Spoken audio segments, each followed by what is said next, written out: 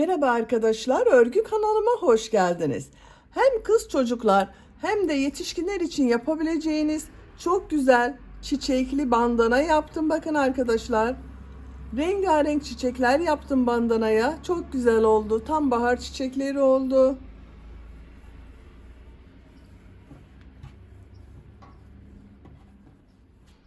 Bakın bu şekilde çok güzel görünüyor. Bu bandana örgüsüne buradan sihirli halka yaparak başlıyoruz. Bu arttırma sırasını tercihinize göre siz istediğiniz kadar yapabilirsiniz. Daha az sayıda yapabilirsiniz veya daha çok sayıda yapabilirsiniz. Bu ölçü çocuklar için de uygun arkadaşlar, yetişkinler için de uygun. Bağlamalı olduğu için bakın çok kullanışlı bir model. Bandana örgüsünde iplik olarak beyaz renkli iplik kullandım. Ben bugün bu ipliği kullandım. Kullandığım iplik üzerinde 100 gram iplikte 240 metre var. Böyle bir yumak iplikten arkadaşlar bunun gibi 3 bandana yaptım ben. Yeşil renkli iplik olarak da ben bakın bu renk bir yeşil iplik kullandım arkadaşlar. Siz tercihinize göre farklı renk tonlarında yeşil iplik kullanabilirsiniz. Çiçekleri de arkadaşlar tercihinize göre rengarenk yapabilirsiniz. Tek renkli yapabilirsiniz, iki renkli yapabilirsiniz. Bu çiçeklerin rengi tercihinize göre dediğim gibi her şekilde yapabilirsiniz. Renkli ipliklere ihtiyacımız var. Ben bugün tığ olarak 5 numara 3 milimetre tığ kullandım. Bakın benim yaptığım tığ işi örgüler yumuşak oluyor. Sizin eliniz sıkıysa 3,5-4 milimetre tığ kullanırsanız çok daha güzel olur arkadaşlar. İplik tığ hazırlayalım. Hep birlikte bu kolay ve güzel saç bandana örgüsüne başlayalım. Örgü kanalıma abone değilseniz abone olmayı unutmayın lütfen. İzlediğiniz videolarıma beğeni ve yorumlarınızı yaparsanız çok sevinirim arkadaşlar. Beğeni ve yorumlarıyla destek olan bütün arkadaşlara ayrıca teşekkür ederim. Hepinize kolay gelsin. İyi çalışmalar.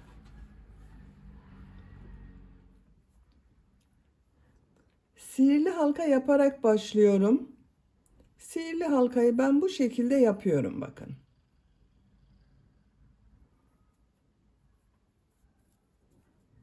Zincir yaptım, sağlamlaştırdım.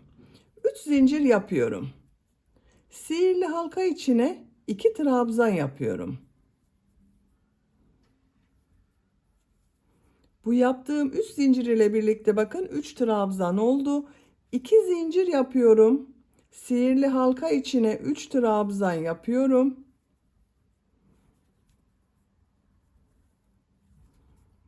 İki zincir yapıyorum. 3 trabzan yapıyorum.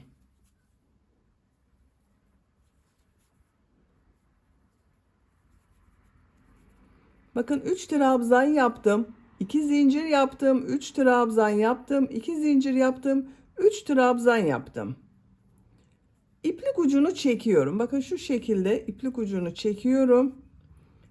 İplik ucunu sağlamlaştırıyorum. Bakın buraya alıyorum. Zincir yapıyorum. 3 zincir yapıyorum. Bakın 1 2 3. Tığ üzerine iplik alıyorum. Örgüyü çeviriyorum. Bu yaptığım 2 zincir üzerine 3 trabzan, 2 zincir, 3 trabzan yapıyorum.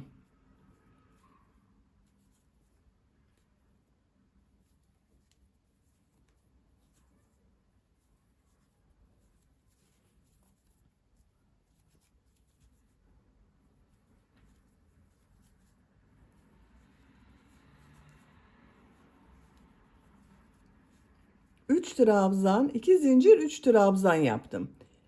5 zincir yapıyorum.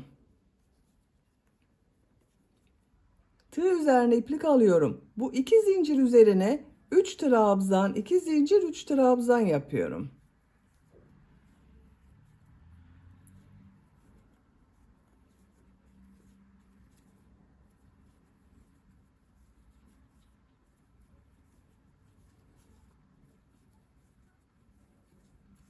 Bakın arkadaşlar bu sırada ne yaptığımıza bakalım.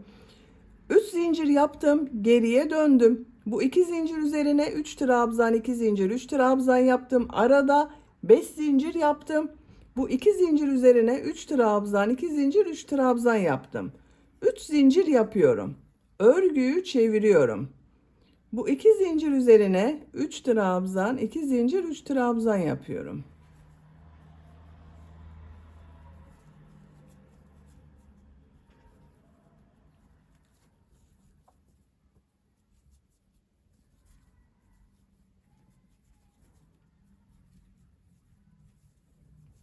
Üç trabzan, 2 zincir, 3 trabzan yaptım. 5 zincir yapıyorum. Bu yaptığım 5 zincirin bakın ortasına bir sık iğne yapıyorum. 5 zincir yapıyorum. Bu 2 zincir üzerine 3 trabzan, 2 zincir, 3 trabzan yapıyorum.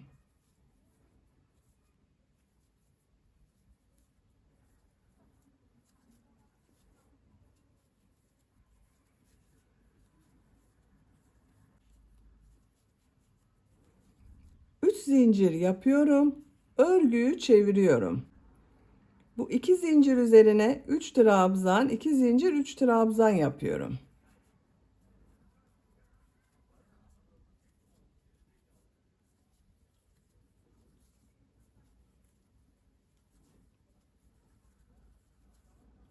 Beş zincir yapıyorum. Bu 5 zincir ortasına sık iğne yapıyorum. 5 zincir yapıyorum. Bu 5 zincir ortasına sık iğne yapıyorum. 5 zincir yapıyorum. Bu 2 zincir üzerine 3 trabzan, 2 zincir, 3 trabzan yapıyorum.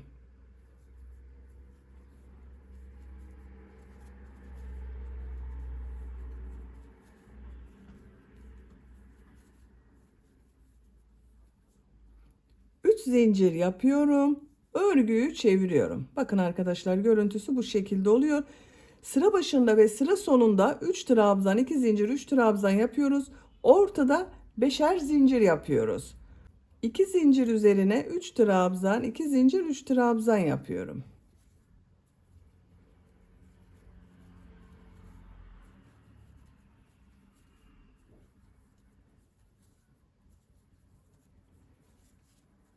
Beş zincir yapıyorum. Sık iğne yapıyorum. 5 zincir yapıyorum. Sık iğne yapıyorum. 5 zincir yapıyorum. Sık iğne yapıyorum. 5 zincir yapıyorum. 3 trabzan, 2 zincir, 3 trabzan yapıyorum.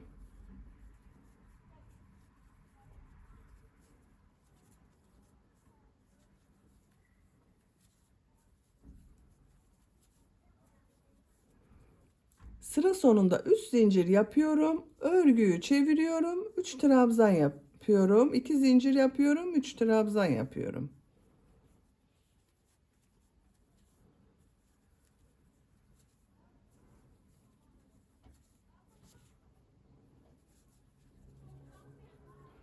Beş zincir yapıyorum. Sık iğne yapıyorum.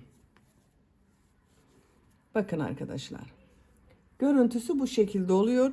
File görüntüsü elde ediyoruz bakın ortada. Sıra başında ve sıra sonunda 3 trabzan, 2 zincir, 3 trabzan yapıyoruz. Ortalarda bu file yaptığımız yerde beşer zincir yapıp sık iğne yapıyoruz. Tercihinize ve yapacak olduğunuz çocuğun veya yetişkinin büyüklüğüne göre bu arttırma sıralarını istediğiniz kadar yaparak devam edelim. Bandana örgüsünü yapacağım ölçüye kadar tamamladım arkadaşlar. Kaç sıra yaptığımı sayıyorum. Bakın bu başlangıçtan itibaren sayıyorum. 2, 4, 6, 8, 10, 12, 14, 16, 18, 20, 21 sıra oldu. Ben çocuk için yapıyorum. Bu yükseklikte yaptım arkadaşlar. Siz tercihinize göre bunu birkaç sıra devam ederek yetişkinler için yapabilirsiniz veya daha az sayıda yaparak daha küçük bebekleriniz için yapabilirsiniz. Şimdi burada bir ip kordon yapıyorum ben. bağlamak için ip kordon yapıyorum. Zincirler yapıyorum. Bakın en son 3 trabzan, 2 zincir, 3 trabzan yaptım. Zincirler yapıyorum.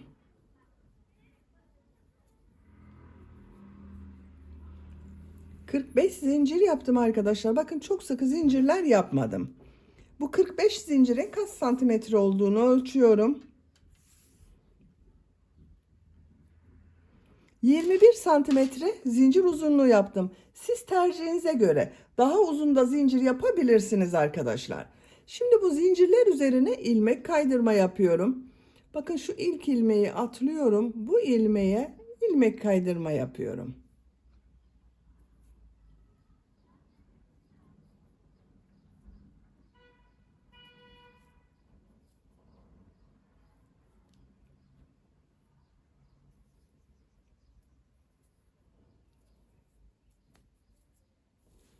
Sıra sonuna kadar devam edelim. Zincirler üzerine ilmek kaydırma yaparak tamamladım.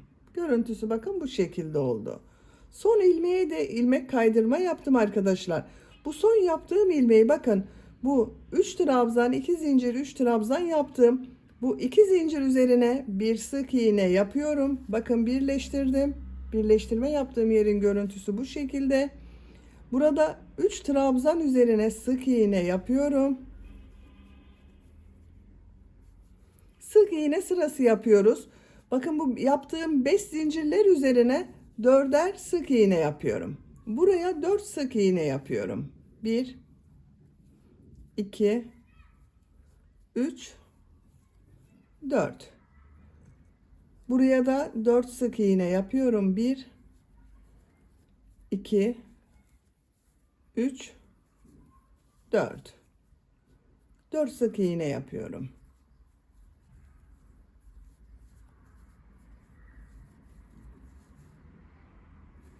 Sıra sonuna kadar devam edelim. Buraya kadar bakın tamamladım. Görüntüsü bu şekilde oldu.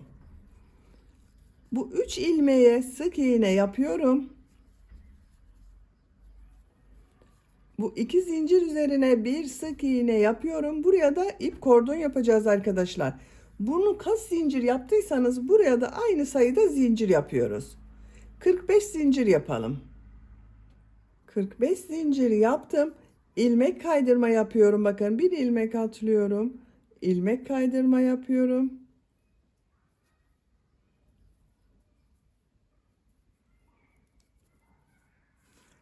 Sıra sonuna kadar devam edelim. Sıra sonuna kadar ilmek kaydırma yaptım. Son yaptığım ilmeği bakın şu ilmek ile ilmek kaydırma yaparak birleştiriyorum. İpliği kesiyorum. Bakın ip kordonları da yaptık arkadaşlar. Bu şekilde oldu. Bakın çok güzel oldu. Bandanayı bu şekilde kullanabilirsiniz sade olarak arkadaşlar. Ben bugün çiçeklerle süslemek istiyorum. Bakın bu çiçeklerden yaparak süslemek istiyorum.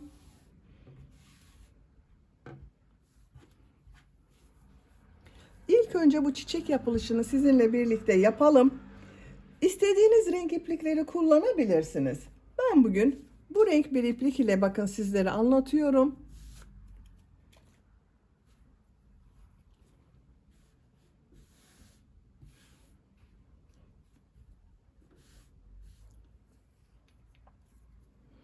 Sihirli halka yaparak başlıyoruz. Sihirli halkayı bilmeyen arkadaşlar için gösteriyorum. İpliği bakın şu şekilde tuttum. Parmağımı bir defa doladım. Bu doladığım ilmeğe tığ takıyorum. İçinden bakın iplik çekerek ilmek oluşturuyorum. Parmağımdan çıkardım. Bir zincir yaptım, sağlamlaştırdım. 4 zincir yapıyorum. Tığ üzerine 2 defa iplik doluyorum. Buraya 3 üçlü trabzan yapıyorum. Bakın 2 defa doladım.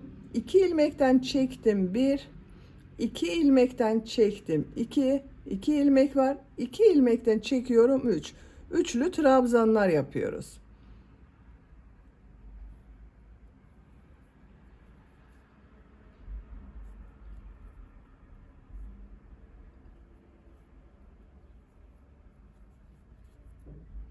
Bakın 3 üçlü trabzan yaptım. 4 zincir yapıyorum. Aynı ilmeğe sık iğne yapıyorum. Bakın bu sihirli halka yaptığım ilmeğe sık iğne yaptım. 4 zincir yapıyorum. Tığ üzerine 2 defa iplik doluyorum. 3 üçlü trabzan yapıyorum.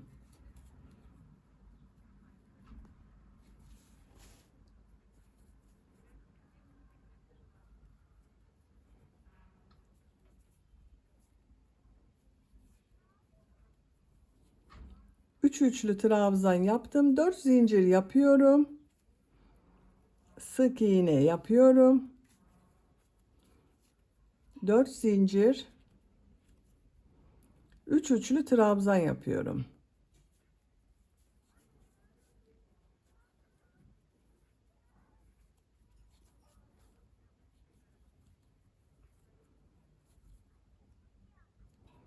Dört zincir, sık iğne yapıyorum. 4 zincir yapıyorum.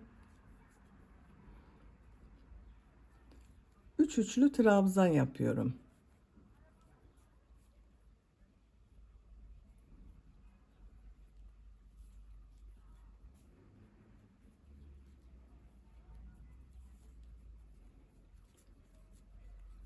Dört zincir yapıyorum. Sık iğne yapıyorum. 4 zincir yapıyorum. 3 üçlü trabzan yapıyorum.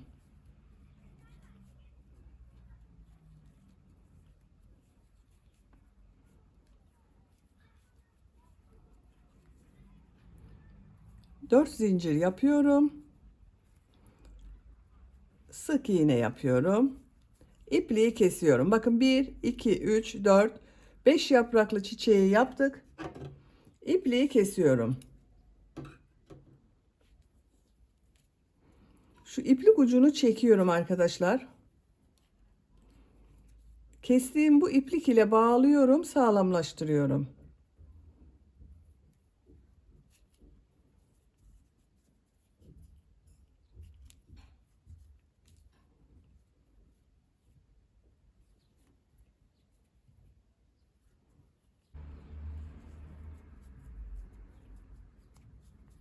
Bakın çiçeğimiz bu şekilde oldu.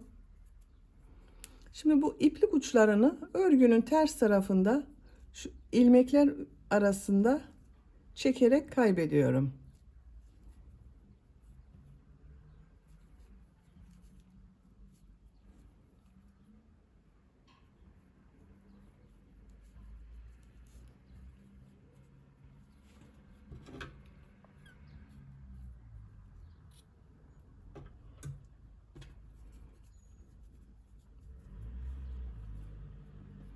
Bakın şimdi yeşil renkli iplik ile bu damar bölümlerini yapacağız arkadaşlar. Ben bu şekilde bakın bu renk bir yeşil ipliği iğneye taktım. Burada minik bir düğüm yapıyorum. Örgünün bakın çiçeğin ters tarafından herhangi bir ilmeğe bunu taktırıyorum bakın. Siz isterseniz bağlayabilirsiniz. Şu düğüm yaptığım yerden takıyorum. Çıkmasın. Tam orta noktadan bakın iğneyi takıyorum. Bu çiçek yapraklarını yaparken 3 üçlü trabzan yaptım bakın. Bu kenarda bulunan üçlü trabzanın şu şekilde iğneyi takıyorum. Ters taraftan çekiyorum. Ortadan yine çıkarıyorum bakın. Bakın bu üçlü trabzanın ortadaki trabzana atlıyorum. Şu trabzana yine aynı şekilde yapıyorum. Her çiçeğe bu şekilde 2 damar yapacağız arkadaşlar.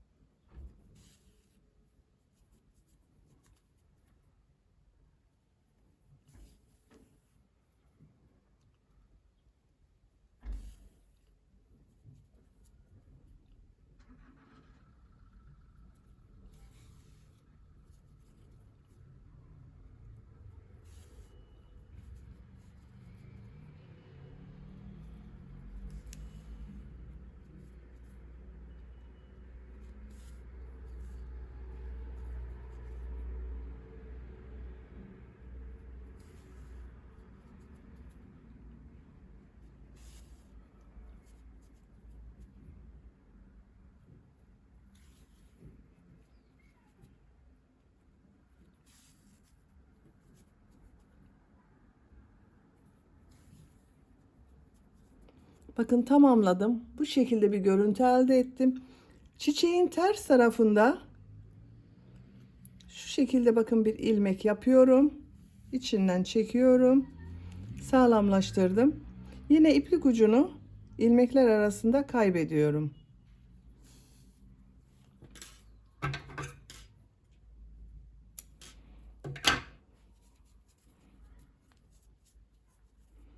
Bakın ters tarafın görüntüsü bu şekilde oldu.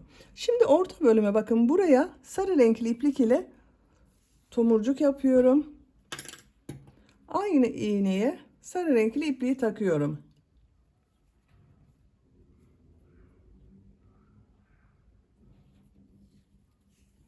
Yine buradan küçük bir düğüm yapıyorum, bakın şu şekilde.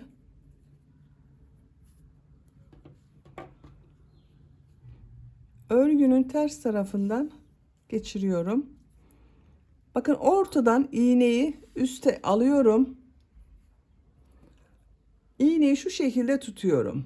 İğnenin üzerine iplik doluyorum. Bakın 1, 2, 3, 4, 5, 6, 7, 8, 9, 10. 10 defa doladım. Bakın ipliği şu şekilde tutuyorum, kaymasın arkadaşlar. İğnenin üzerindeki ipliği tutuyorum. Burayı yavaş yaparsanız daha iyi olur. Dikkatli yaparsanız.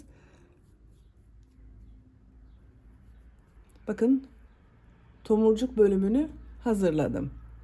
Aynı delikten bakın. Bakın şu orta noktadan yine iğneyi ters tarafa çekiyorum. Bakın bitirdik çiçek örgüsünü.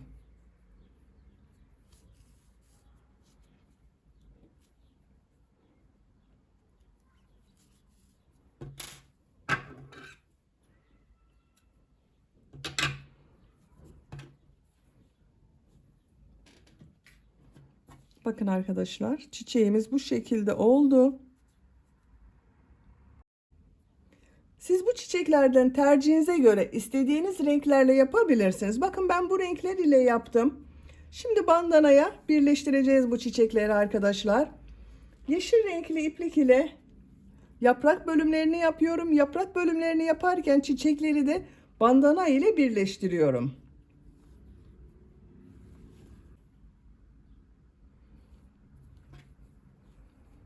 Bakın şuradan başlıyorum. Dönüşlerde 3 zincir yaptığım bu yuvaya yeşil renkli ipliği bağlıyorum. Buradan bir ilmek yapıyorum. 4 zincir yapıyorum. Yaptığım bu 4 zinciri bakın ip kordon yaptığım şu ilmek ile ilmek kaydırma yaparak birleştiriyorum. Dörtlü trabzan yapacağız arkadaşlar. Bakın tığ üzerine 2 defa iplik doluyorum. Buraya dörtlü trabzan yapıyorum. Bakın şu şekilde bir ilmekten çektim 1, 2 ilmekten çektim 2, 2 ilmekten çektim 3, 2 ilmekten çektim 4. Dörtlü trabzan yapıyorum. 4 zincir yapıyorum. Buraya sık iğne yapıyorum. İlk yaprağı yaptım bakın. Şimdi burada ilk başta bu çiçeklerden birisini birleştireceğiz. İlk önce pembe renkli çiçeği birleştiriyorum. Bakın 4 zincir yapıyorum.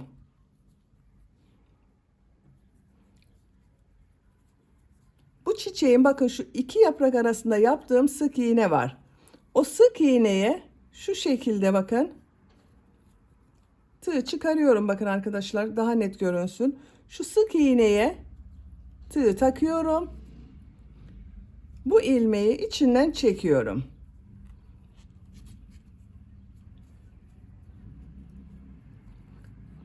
Şu ilmeklere bakın. 3 ilmek kaydırma yapıyorum. 1 2 3. Buraya sık iğne yapıyorum. Bakın görüntüsü bu şekilde oldu. Şimdi bir yaprak daha yapacağız. 4 zincir yapıyorum. Tığ üzerine 2 defa iplik doluyorum. Buraya dörtlü trabzan yapıyorum.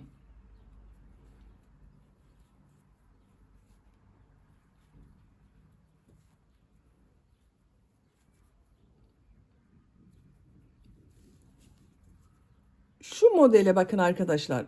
3 zincir yaptığım buraya sık iğne yapıyorum. Bu yaprağı burası ile bakın birleştiriyorum.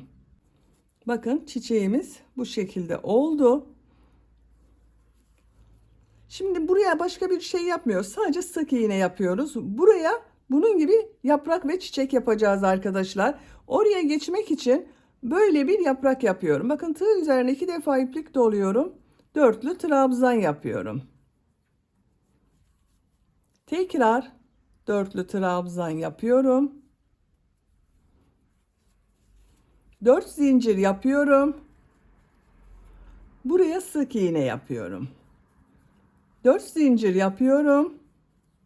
Şimdi diğer çiçeği birleştiriyoruz. Ben mavi renkli çiçeği birleştiriyorum. Siz tercihinize göre istediğiniz renkleri yapabilirsiniz. Şu şekilde bakın. Sık iğneye tığ takıyorum. İlmeği içinden çekiyorum. Şu bir ilmeği atlıyorum. 3 ilmek kaydırma yapıyorum.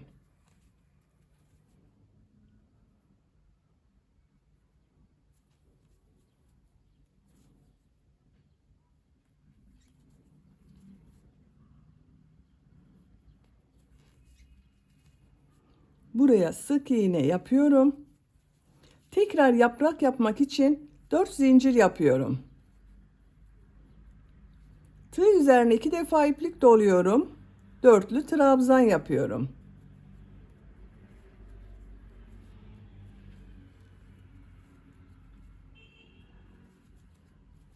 Yaptığım bu yaprağı bakın buraya sık iğne ile birleştiriyorum.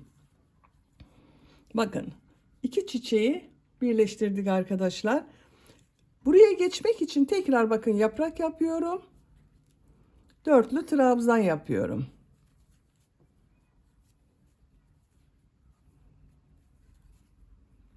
Dört zincir yapıyorum. Sık iğne yapıyorum. Bakın bu şekilde oluyor. Bu köşeye kadar devam edelim. Buraya kadar çiçekleri yerleştirdim. Bakın bu şekilde oldu arkadaşlar sıralamam. Bu tam köşeye bir çiçek daha yapacağız. Onun için ben buraya farklı bir renk kullanıyorum. Bu renk sıralamasını burada da aynı şekilde devam ediyorum. Siz tercihinize göre çok karışık renkli de yapabilirsiniz. Hepsini farklı renkli yapabilirsiniz.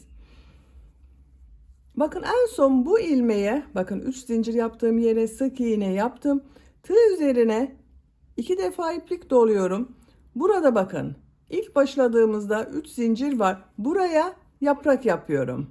1 2 3 4 tekrar dörtlü trabzan yapıyorum. 4 zincir yapıyorum. Buraya sık iğne yapıyorum. Şimdi bakın burasıyla burayı birleştireceğiz. Çiçeği yapmak için 4 zincir yapıyorum. Bu çiçeği birleştiriyorum. Yine sık iğneye bakın şurada bulunan iki yaprak arasında bulunan sık iğneye tığ takıyorum. Birleştiriyorum. Şu bir ilmeği atlıyorum. 3 ilmek kaydırma yapıyorum.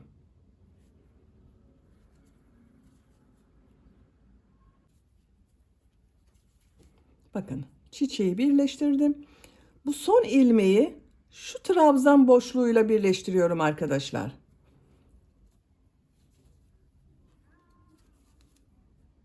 Bakın bu şekilde oldu. Buraya bir yaprak yapıyorum. 4 zincir yapıyorum. 2 dörtlü trabzan yapıyorum.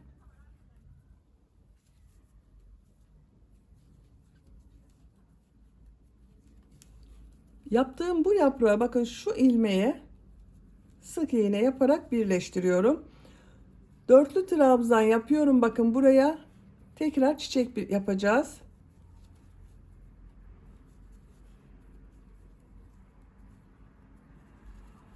4 zincir yapıyorum. Sık iğne yapıyorum. 4 zincir yapıyorum. Bakın bu sıralamayla yapıyorum dedim. Burada bu renk çiçeği birleştiriyorum ben.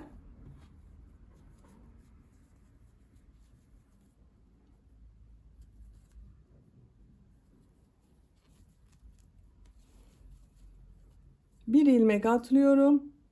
3 ilmek kaydırma yapıyorum.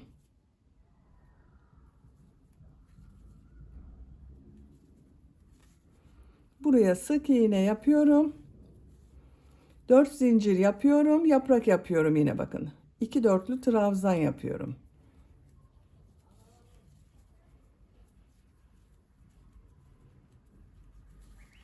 Yaptığım bu yaprağı şuraya sık iğne yaparak birleştiriyorum. Bakın tam köşeye bu çiçeği birleştirdim. Bu renk sıralamasıyla da burayı birleştireceğiz arkadaşlar. Dediğim gibi siz karışık çiçeklerde yapabilirsiniz. Sıra sonuna kadar devam edelim. Sıra sonuna kadar tamamladım. Sıra sonunda bakın buraya yaprak yaptım, çiçeği birleştirdim. Son olarak da bakın buraya bir yaprak yaptım. Bu son yaptığım yaprağı bu ip kordon yaptığım bakın şu ilmek ile ilmek kaydırma yaparak birleştiriyorum. İpliği kesiyorum.